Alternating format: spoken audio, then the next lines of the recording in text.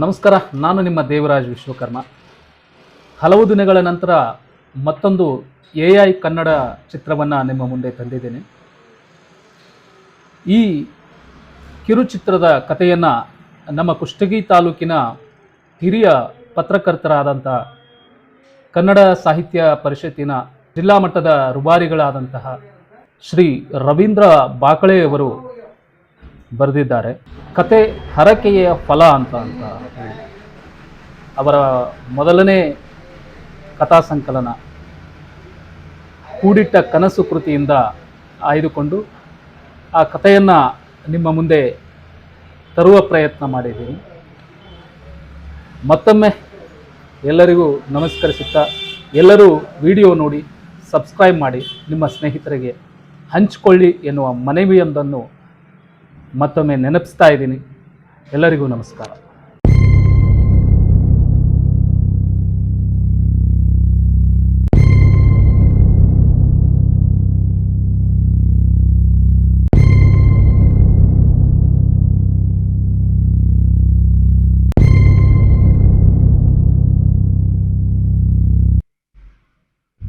ಪ್ರೇಮ ಎಂಬ ಹುಡುಗಿ ತಂದೆ ತಾಯಿಯರ ಮುದ್ದಿನ ಮಗಳು.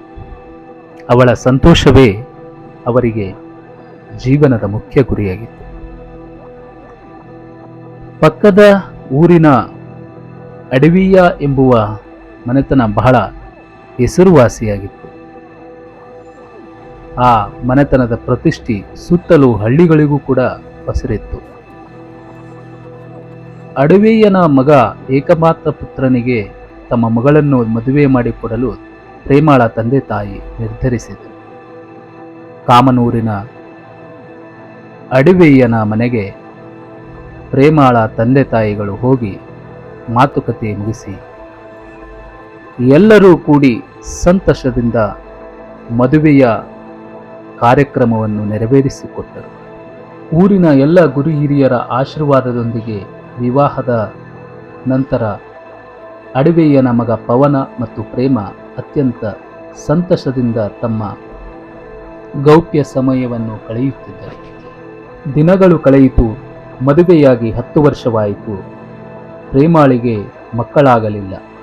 ಅವಳನ್ನು ಕಂಡೊಡನೆ ಊರಿನ ಓಣಿಯ ಜನರು ಬಂಜೆ ಮಕ್ಕಳಾದವಳು ಎಂದು ಆಡಿಕೊಳ್ಳಲು ಶುರು ಮಾಡಿದರು.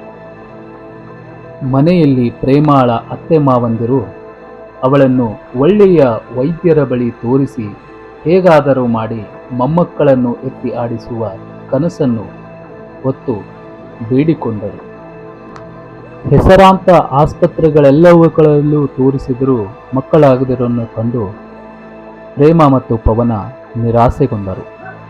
ಪವನ ಒಂದು ದಿವಸ ಅವನ ತಂದೆಯ ಮುಂದೆ ನಿಂತು ನೇರವಾಗಿಯೇ ಹೇಳಿಬಿಟ್ಟ, ನಮಗೆ ಮಕ್ಕಳು ಬೇಕಾಗಿಲ್ಲ, ನಾವಿಬ್ಬರೂ ಪ್ರೀತಿಯಿಂದ ಇದ್ದೇವೆ, ನಮ್ಮಿಬ್ಬರನ್ನು ಪ್ರೀತಿಯಿಂದ ಇರಲು ಬಿಡಿ ಎಂದು. ಆದರೆ ಪವನನ ತಂದೆ ನಮಗೆ ಮೊಮ್ಮಕ್ಕಳು ಬೇಕು ಎಂದು ಹಠ ಹಿಡಿದ. ಪ್ರೇಮಾಳಿಗೆ ಈ ಮೊದಲೇ ಗೊತ್ತಿತ್ತು, ತನಗೆ ಮಕ್ಕಳು ನೀಡುವ ಶಕ್ತಿ ಇದ್ದರೂ ಪವನನಿಗೆ ಆ ಶಕ್ತಿ ಇಲ್ಲ ಎಂದು. ಆದರೂ ಕೂಡ ಅವಳು ಈ ವಿಷಯವನ್ನು ಎಲ್ಲಿಯೂ ಬಹಿರಂಗಪಡಿಸಿದ್ದಿಲ್ಲ. ಅವರಿಬ್ಬರು ಪ್ರೀತಿಯಿಂದಲೇ ಇದ್ದರು. ಅಡವಿಯ ಸೌಕಾರ ಮೊಮ್ಮಕ್ಕಳನ್ನು ಎತ್ತಿ ಆಡಿಸುವ ಆಸೆಯಿಂದಾಗಿ ತಮ್ಮ ಮನೆಗೆ ಒಬ್ಬ ಸ್ವಾಮೀಜಿಯನ್ನು ಕರೆಸಿದ. ಅವರನ್ನು ಊರಿನ ಎಲ್ಲಾ ಭಕ್ತಾದಿಗಳು ಅತ್ಯಂತ ವಿಜೃಂಭಣೆಯಿಂದ ಸ್ವಾಗತ. ಅಡವಿಯನ ಬೇಡಿಕೆಗೆ ಮನೆಯಲ್ಲಿ ಪೂಜೆ ಮಾಡಿದ ಸ್ವಾಮಿಗಳು ಹೀಗೆ ಹೇಳಿದರು: ಮಠದಲ್ಲಿ ಪ್ರತಿಜ್ಞೆ ಮಾಡಿದರೆ ನಿಮಗೆ ಸಂತಾನ ಪ್ರಾಪ್ತಿಯಾಗುತ್ತದೆ. ವಿಧಿ ಮತ್ತು ಕರ್ಮಗಳು ಅನುಕೂಲಕರವಾಗಿವೆ. ಭಕ್ತಿಯಿಂದ ಬೇಡಿಕೊಂಡ ಅಡವಿಯನ ಕುಟುಂಬಕ್ಕೆ ಆಶೀರ್ವಾದ ಮಾಡಿದ ಸ್ವಾಮಿಗಳು 21 ದಿನಗಳ ಕಾಲ ಪ್ರೇಮಾಳೊಬ್ಬಳನ್ನೇ ಮಠಕ್ಕೆ ಬರಲು ಆಜ್ಞಾಪಿಸಿದರು. ಸಂತಾನ ಪ್ರಾಪ್ತಿಯಾಗಲಿ, ಶುಭಮಸ್ತು. ಧನ್ಯವಾದಗಳು ಸ್ವಾಮೀಜಿ. ಧನ್ಯವಾದಗಳು ಸ್ವಾಮಿ. ಮುಂಜಾವಿನ ನಸುಕಿನಲ್ಲಿ ಮಕ್ಕಳ ಹಾಸ್ಯ ಹೊತ್ತ ಪ್ರೇಮ ಮಠಕ್ಕೆ ಬಂದಳು. ಸ್ವಾಮಿಗಳು ಇನ್ನೂ ಸಿದ್ಧರಿರಲಿಲ್ಲ. ನಾನು ಪೂಜೆಗೆ ತಯಾರಾಗಿ ಬರುತ್ತೇನಮ್ಮ, ನೀನು ಒಳಗಡೆ ಕಾಯು ಎಂದು ಹೇಳಿ ಅವಳನ್ನು ಒಳಗೆ ಕಳಿಸಿದರು. ಪ್ರೇಮ ಭಕ್ತಿಪೂರ್ವಕವಾಗಿ ಮಠದ ಒಳಗಡೆ ಹೋದಳು. ಸ್ವಾಮಿಗಳು ಅವಳನ್ನು ಕೈಮುಗಿದು ನಿಲ್ಲಮ್ಮ ಎಂದು ಹೇಳಿದರು. ಅವಳ ಕೈಯಲ್ಲಿ ಒಂದು ಹಣತೆ ಕೊಟ್ಟು ಅಷ್ಟರಲ್ಲಿ ಅವರು ಒಂದು ಭಕ್ತಿಗೀತೆಯನ್ನು ಪ್ರಾರಂಭಿಸಿದರು. ಹೀಗೆ ಪೂಜೆ ಪ್ರಾರಂಭವಾಯಿತು ಎನ್ನುವಷ್ಟರಲ್ಲಿ ಸ್ವಾಮೀಜಿಯ ನಿಜ ಬಣ್ಣ ಬಯಲಾಗತೊಡಗಿತು. ಅವರ ಆಂತರ್ಯದಲ್ಲಿ ಅಡಗಿದ ಕಾಮಾಗ್ನಿ ಕೊತಕೊತನೆ ಕುದಿಯತೊಡಗಿತು. ಅವಳ ರೂಪವನ್ನು ಕಂಡೊಡನೆ ಹೇಗಾದರೂ ಮಾಡಿ ಇವಳನ್ನು ನನ್ನ ತೆಕ್ಕೆಗೆ ತೆಗೆದುಕೊಳ್ಳಬೇಕೆಂದು, ಬಾ ಪ್ರೇಮ, ನಿನಗೆ ಸಂತಾನವನ್ನು ನೀಡುತ್ತೇನೆ, ಬಾ ಎಂದು ಕೈ ಹಿಡಿದು ಎಳೆದರು. ಸ್ವಾಮೀಜಿ, ನೀವು ಎಂಥ ಕೆಲಸ ಮಾಡುತ್ತಿದ್ದೀರಿ? ಇದು ನಿಮಗೆ ಶೋಭೆ ತರುವುದಿಲ್ಲ, ನನ್ನ ಕೈಯನ್ನು ಬಿಡಿ ಎಂದು ಅರಚಿಕೊಂಡಳು. ಅವಳ ಅರಚಾಟವನ್ನು ಲೆಕ್ಕಿಸಿದ ಸ್ವಾಮೀಜಿ ತನ್ನ ಕಾಮತೃಷೆಯನ್ನು ಅವಳ ಮೇಲೆರಗಿ ಹೂಹಣ್ಣುಗಳನ್ನು ಚಲ್ಲಾಪಿಲ್ಲಿ ಮಾಡಿ ಬಿಟ್ಟು ಬಿಟ್ಟ. ಅವನ ಉದ್ದೇಶ ಅವಳನ್ನು ಬಳಸಿಕೊಳ್ಳುವುದಾಗಿತ್ತೇ ವಿನಃ ಭಕ್ತಿಯಿಂದ ಸಂತಾನ ನೀಡುವುದಾಗಿರಲಿಲ್ಲ.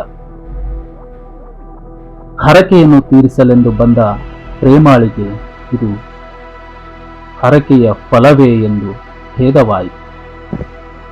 ಭಕ್ತಿಯನ್ನು ನಂಬಿ ಬಂದ ಪ್ರೇಮಾಳಿಗೆ ಕತ್ತಲು, ಕಣ್ಣೀರು, ಆಕ್ರಮಣ, ಆಕ್ರಂದನ ಶಾಶ್ವತವಾದಂತಾಯಿತು.